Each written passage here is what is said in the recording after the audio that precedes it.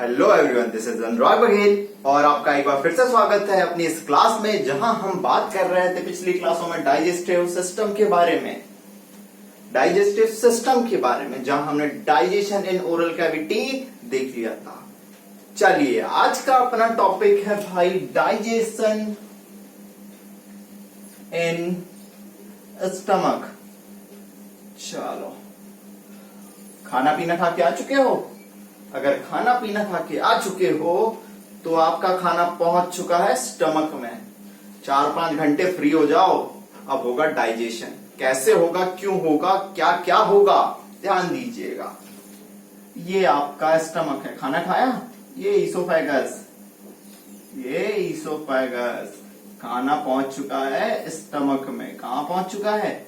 Stomach में। चलिए भाई, स्टमक में खाना पहुंच चुका है। स्टमक में खाना पहुंचा तो ईसोफेगस और स्टमक के बीच जो स्फिंक्टर रहता था उसे हम कहते थे गैस्ट्रो, मतलब स्टमक ईसोफेजियल स्फिंक्टर। विच स्फिंक्टर? Gastro oesophageal sphincter. ठीक है। और जब स्टमक से खाना स्मॉल इंटेस्टाइन में डियोडाइनम में जाएगा तो उसे हम कहेंगे पाइलोरिक स्फिंक्टर। चलिए भाई, यहां पे कितनी देर खाना रहता है? 4 to 5 आवर। और कंटिन्यूअस स्टमक में क्या होता रहता है? Churning movement. कंटिन्यूअस स्टमक में क्या होता है? Churning movement. चलिए, ये कहानी है, इसको अब अपन डिटेल में देखने जा रहे हैं कि स्टमक में क्या होता है। तो समझिएगा भाई, इस कहानी को आगे बढ़ाते हैं। और अभी तक चैनल को सब्सक्राइब नहीं किया है तो भाई प्लीज चैनल को सब्सक्राइब कर दीजिए और वीडियो को लाइक करना तो बिल्कुल भी ना भूलें। स्टमक में डाइजेशन होना है बेटा, तो इसमें सबसे बड़ा रोल होता है जो स्टमक की म्यूकोसा लेयर होती है, उसमें गैस्ट्रिक ग्लैंड जो प्रेजेंट होती है। गैस्ट्रिक ग्लैंड में आपकी क्या पाई जाती है? गैस्ट्रिक सेल्स पाई जाती हैं। क्या पाई जाती हैं? सेल्स पाई जाती हैं। और वो सेल्स का सिक्रीशन ही गैस्ट्रिक जूस बनाएगा और गैस्ट्रिक जूस ही डाइजेशन में हेल्प करेगा। और मेनली एक चीज याद रखना, स्टमक में मेनली डाइजेशन होता है प्रोटीन का। मेनली डाइजेशन किसका होता है? प्रोटीन का।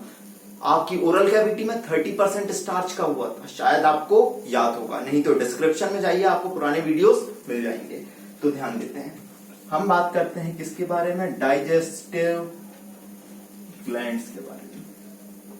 चलिए, जनरली बेटा एनसीईआरटी में इतना मेंशन नहीं है, लेकिन मैं थोड़ा इसको डिटेल में बताऊंगा, समझिएगा। डाइजेस्टिव ग्लैंड हम कहते हैं जनरली होती है फंडस ग्लैंड। एनसीईआरटी में ये मेंशन नहीं है, लेकिन आप लोग इतना टेंशन मत लीजिए, याद रखना है रखिए, नहीं रखना है मत रखिए। पाइलोरिक ग्लैंड, पाइलोरिक ग्लैंड, और एक और होती है cardiac gland. Cardiac gland no one is going to ask, भूल जाइए, मैंने लिखा, आप लोग भूल जाइए। चलिए, फंडस ग्लैंड में कुछ सेल्स पाई जाती हैं। फंडस ग्लैंड में कुछ सेल्स पाई जाती हैं। एक होती है बेटा अपनी पेप्टिक सेल, पेप्टिक सेल, और इसी को कहते हैं चीफ सेल। इसको ऐसे याद रखना, पेप्सी पीते हैं ना, तो पेप्टिक सेल को क्या कहते हैं? चीफ सेल कहते हैं। और ये निकालते हैं, दे सिक्रीट प्रो एंजाइम मतलब ये एंजाइम नहीं है, इनएक्टिव एंजाइम है, इनएक्टिवेट फॉर्म एंजाइम का। And they secrete inactive pro enzyme pepsinogen. Pepsinogen जो क्या है? प्रोटियोलिटिक एंजाइम है। जो क्या है? Proteolytic enzyme. This is very important. क्या क्या हो, कभी क्या होता है, अभी तो ताजा ताजा है, सब कुछ अच्छा लग रहा है, टाइम बीतेगा तो क्या होता है, हम भूल जाते हैं पेप्टिक सेल और चीफ सेल एक ही थे। तो पेप्सी मतलब पेप्टिक सेल को क्या कहते हैं? चीफ सेल कहते हैं। क्या सिक्रीट करते हैं? Pro enzyme pepsinogen. दूसरी आती है म्यूकस नेक सेल। दूसरी क्या आती है? Mucus neck cell. नाम में ही छुपा है mucus. They secrete they secrete mucus, they secrete mucus. तीसरी आती है आपकी पैराइटल सेल या ऑक्जेंटिक सेल। कभी कभार हम ये भूल जाते हैं क्या पैराइटल और ऑक्जेंटिक सेम है या अलग अलग है। तो एक लड़की का नाम याद रख लो, परी। परी परी परी, और परी को चाहिए ऑक्सीजन। परी को क्या चाहिए? ऑक्सीजन। तो पैराइटल सेल और ऑक्जेंटिक सेल एक ही चीज है, ऐसे याद रखो, पैराइटिक सेल या ऑक्जेंटिक सेल। मेन चीज, दे सिक्रीट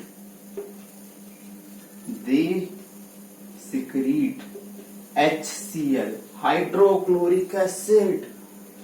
दे सिक्रीट HCl और इंट्रिंसिक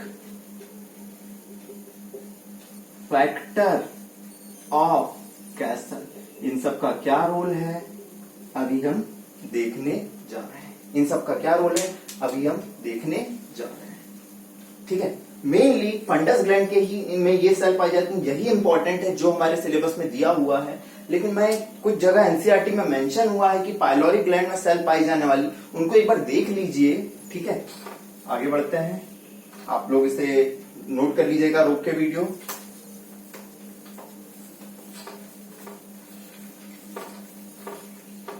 जनरली पाइलोरिक ग्लैंड और कार्डियक ग्लैंड में जो सेल पाई जाती है, एक होती है जी सेल। जी सेल जो आपकी एंडोक्रिनल ओरिजिन में होती है, मतलब कैसी है ओरिजिन इनका, एंडोक्राइन, और ये निकालती है हार्मोन गैस्ट्रिन। कौन सा हार्मोन? गैस्ट्रिन। दूसरा होता है एंटेरोक्रोमाफिन या ईसी, शॉर्ट में बोलते हैं एंटेरोक्रोमाफिन सेल, जो सिक्रीट करती हैं, इसको ऐसे याद रखना, ECS करके, जो सिक्रीट करती हैं सेरोटोनिन। जो क्या सिक्रीट करती हैं? सेरोटोनिन। और एक होती है एंटेरोक्रोमाफिन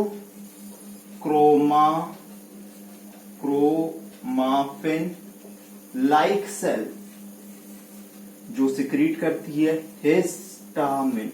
एक्चुअली मैं क्या हूं, एक केमिस्ट्री टीचर भी हूं, ठीक है, और एक बायोकेमिस्ट्री टीचर भी हूं। तो बायोलॉजी भी मुझे पता है और केमिस्ट्री भी पता है। तो केमिस्ट्री में जब अपन क्लास 12th में केमिस्ट्री में एवरीडे लाइफ पढ़ेंगे, और मैं जब आपको ड्रग्स बताऊंगा, तो भाई ड्रग्स में मैं बताऊंगा कि हमें जो एसिडिटी होती है, एसिडिटी वो हिस्टामिन की वजह से होती है, हिस्टामिन के सिक्रीशन की वजह से। तो हम एसिडिटी में एंटी हिस्टामिन देते हैं। क्या देते हैं एसिडिटी में? Anti histamine tablet. तो जो हिस्टामिन है, जो आपका हिस्टामिन है, समझिएगा ये किसके लिए रिस्पॉन्सिबल है? Acidity in the stomach. चलिए, क्या है, क्यों है, आगे डिस्कस करते हैं। भूल जाइए, याद करना है, करिएगा कि गैस्ट्रिन कैसा है भाई, एक हार्मोन है जो जी सेल से निकलता है। ठीक है, चलिए, अब ये जो आपने सेल्स देखी, इनकी पोजीशन कैसी होती है? तो सेल्स कैसी होती हैं भाई, आपकी गैस्ट्रिक ग्लैंड में जो सेल्स होती हैं वो होती हैं कॉल्यूमनार एपिथेलियल। कौन सी होती हैं? Columnar epithelial cell. देखिए, एक गैस्ट्रिक ग्लैंड बना रहा हूं मैं आप लोगों के लिए।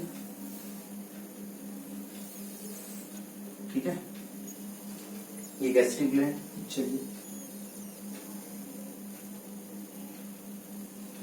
ये कॉल्यूमनार एपिथेलियल सेल एनसीईआरटी में नहीं दिया है, लेकिन उन्होंने मेंशन करा है, इसलिए मैं बना के बता दे रहा हूं आपको। दीज आर पेप्टिक सेल, या इन्हीं को क्या कहते हैं? पेप्सी चीप सेल, जो क्या निकाल रहे थे आपका? पेप्सिनोजन। जो क्या सिक्रीट कर रहे थे? पेप्सिनोजन। कुछ होती हैं आपकी, ये देखो,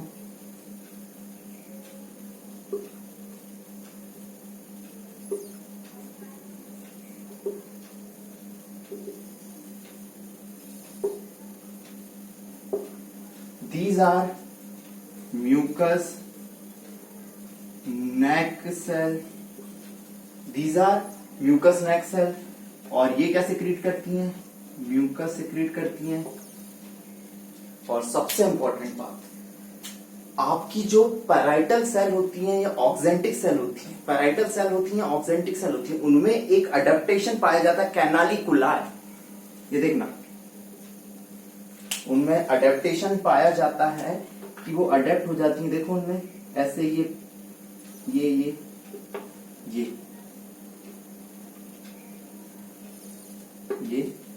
ये दिख रहा है आपको, इनमें एक अडेप्टेशन, स्पेशल अडेप्टेशन होता है, स्पेशल अडेप्टेशन इन पैराइटल सेल नोन एज कैनाली, के नाली, नाली में घुस गया, के नाली कुलाय, कैनाली कुलाय, ठीक है।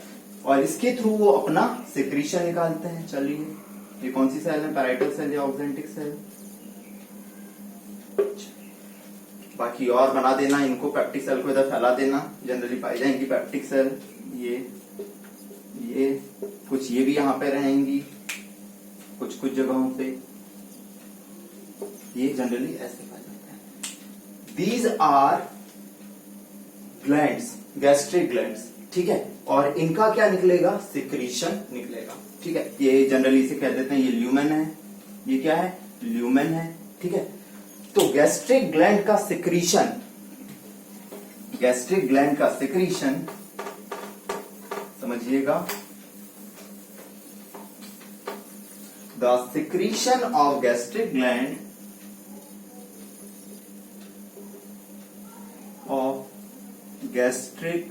ग्लैंड ठीक है, is known as gastric juice, is known as gastric juice, and it mix with food by churning movement of stomach, by churning movement of stomach, and जो फूड स्टमक में बचा, and known as chyme, very important term. The food in the stomach after churning movement with gastric juice is known as chyme, is known as chyme. अब ध्यान दीजिएगा, मैं अभी class लेने आया, इससे पहले मेरी मम्मी ने मुझे खाना खिलाया, लेकिन सुबह से मैंने खाना नहीं खाया था। तो the volume of empty stomach, मेरा सुबह सुबह पेट खाली था, समझ ही गए खाली हुआ पेट, ठीक है, क्योंकि मैंने बताया कि कितनी देर खाना रहता है स्टमक में, 4 to 5 आवर। तो the volume of empty stomach 50 ml होता है। कितना होता है, 50 ml। समझ रहे हो कितना कम वॉल्यूम होता है, ठीक है। लेकिन it can extend up to 1 to 2 और 3 लीटर। आप कितना खाना खा रहे हो, ओवर ईटिंग कर रहे हो, इस पे भी डिपेंड करता है कि 3 लीटर तक भी एक्सटेंड कर सकता है। चलिए, ये उतनी इंपॉर्टेंट बात नहीं है, ये जनरल नॉलेज के लिए मैंने आपको बताया। ये मैंने किसके लिए बताया, एक जनरल नॉलेज के लिए बताया। अब कहानी आगे बढ़ती है कि भाई आपने प्रॉपर मिक्सिंग कर दी फूड की, ठीक है, फूड किस में कन्वर्ट हो गया, काइम में कन्वर्ट हो गया। अब गैस्ट्रिक जूस में से गैस्ट्रिक जूस में कौन सा एंजाइम है, पेप्सिनोजन। कौन सा एंजाइम है, पेप्सिनोजन। तो अब केमिकल रिएक्शन होगी फूड पे, और देखिएगा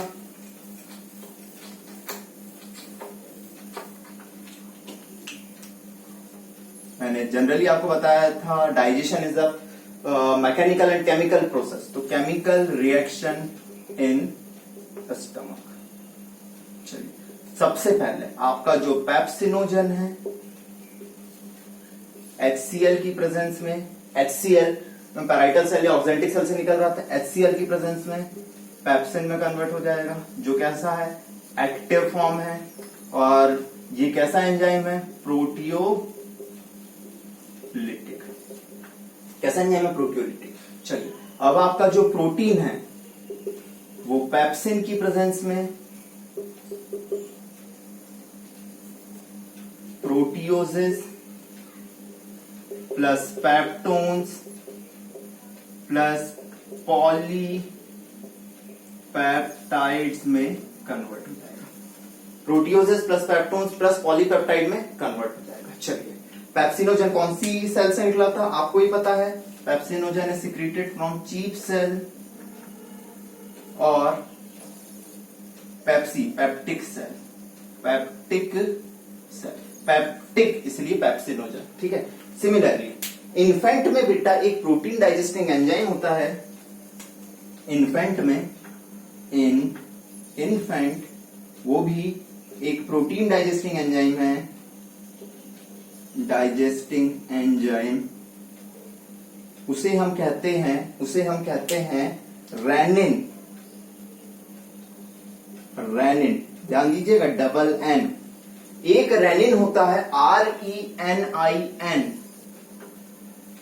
एक रेनिन होता है RENIN, जिसकी जरूरत होती है एक्सक्रीटरी सिस्टम में, रेनिन एंजियोटेंसिन एल्डोस्टेरॉन सिस्टम में, ठीक है। हम बात करेंगे उसके बारे में जब आगे लेक्चर देंगे। लेकिन कई बार कंफ्यूजन क्रिएट होता है, कौन सा रेनिन कहाँ यूज हो रहा था यार, और ये एग्जामिनर को डाउट क्रिएट करने का मौका दे देता है आपको। और जहां सिली मिस्टेक हुई वहां हम नीट एस्पायरेंट गलती करेंगे ही करेंगे, या स्कूल में भी गलती करेंगे ही करेंगे। तो याद रखने का तरीका, हम क्या पढ़ रहे हैं, डाइजेशन मतलब डाई मतलब दो, तो डबल एन वाला कहां यूज होगा, डाइजेशन में।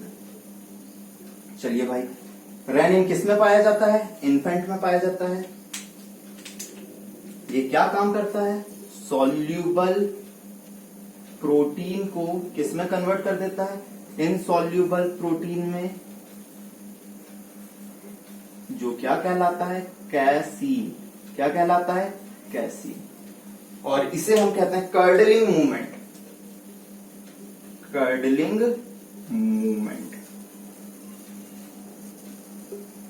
जो सॉल्यूबल प्रोटीन को किसमें कन्वर्ट कर देता है, इनसॉल्यूबल प्रोटीन में। और इनसॉल्यूबल प्रोटीन क्या कहलाता है आपका, कैसीन कहलाता है। एनसीईआरटी में सिर्फ रेनिन नाम मेंशन है कि जो इन्फेंट में पाया जाता है, लेकिन मैंने उसका रोल भी बता दिया, क्योंकि एनसीईआरटी बेस्ड पूछा जाएगा, ये नहीं कि एनसीईआरटी में जो लिखा है पूरा का पूरा वही आ जाएगा। ध्यान देते चलिएगा।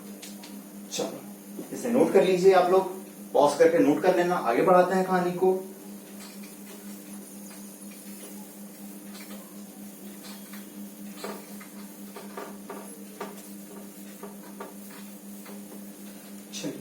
अब आपने कहा कि भाई स्टमक का pH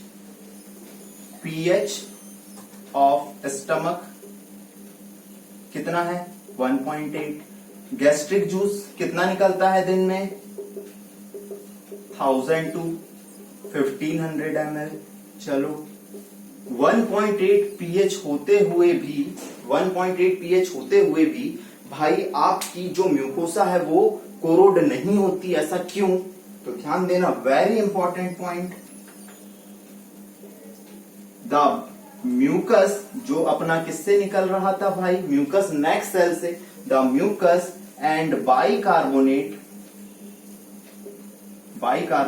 in the stomach prevent the mucosa of the stomach from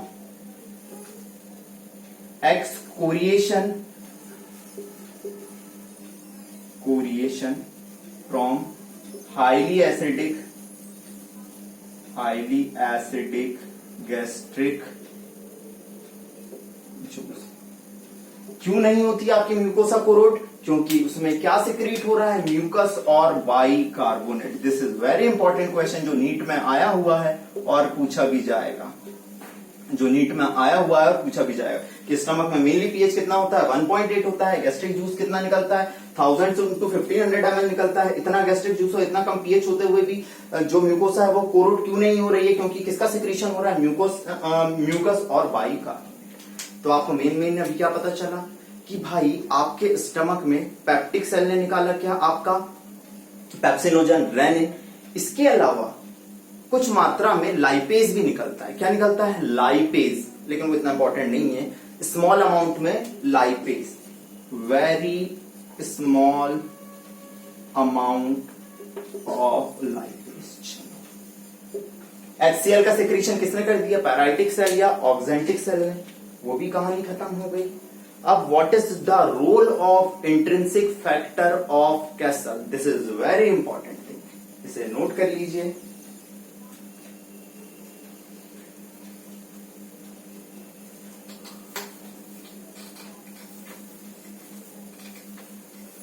चलिए ध्यान लीजिएगा, role of intrinsic factor of Castle. किससे निकलता था इंट्रिंसिक फैक्टर ऑफ कैसल? अभी मैंने आपको बताया, ये किससे निकल रहा था, पैराइटल सेल या ऑक्जेंटिक सेल से। किससे निकल रहा था? पैराइटल सेल या ऑक्जेंटिक सेल से। तो role of intrinsic factor of Castle, they help in absorption of vitamin B12। किसमें हेल्प करते हैं? It helps in absorption of vitamin B12। चलिए, विटामिन B12 क्या करता है? Vitamin B12 is very important for maturation of RBC. मतलब क्या? Maturation of RBC मतलब कौन सी प्रोसेस?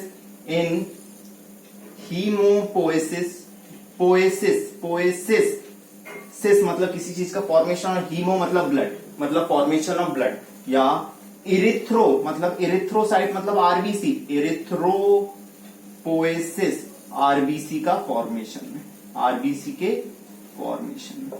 चलो भाई, तो रोल ऑफ इंट्रिंसिक फैक्टर क्या हुआ? दे help in absorption of vitamin B12। बस इतना ही दिया है, लेकिन विटामिन B12 का काम है क्या है? एनसीईआरटी बस इतना ही दिया, लेकिन विटामिन B12 का काम क्या है?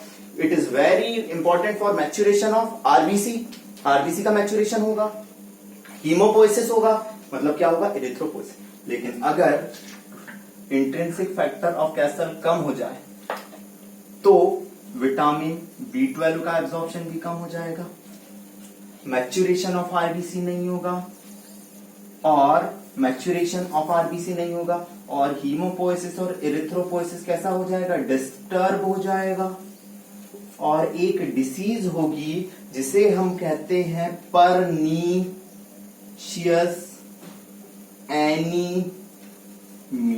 जिसे हम क्या कहते हैं? Pernicious anaemia. अगर बेटा intrinsic factor of castle decrease हो जाए, ठीक है, तो विटामिन B12 का एब्जॉर्प्शन कम हो जाएगा, जिससे कि मैच्यूरेशन ऑफ आरबीसी नहीं होगा, इरिथ्रोपोएसिस कैसा हो जाएगा? डिस्टर्ब हो जाएगा, और जो एनीमिया होगा, आपको ही पता है खून की कमी, मैं नॉर्मल भाषा में कहूं खून की कमी को एनीमिया कहते हैं। तो जो मैच्यूरेशन ही नहीं होगा आरबीसी का, तो मैच्योर आरबीसी बनेगी नहीं, और जो डिसीज होगी उसे हम क्या कहेंगे? Pernicious anaemia. इसके बारे में भी हम जब डिसीज चैप्टर पढ़ाएंगे तब डिस्कस करेंगे। ये था role of intrinsic factor of Castle, इतना नोट करिए।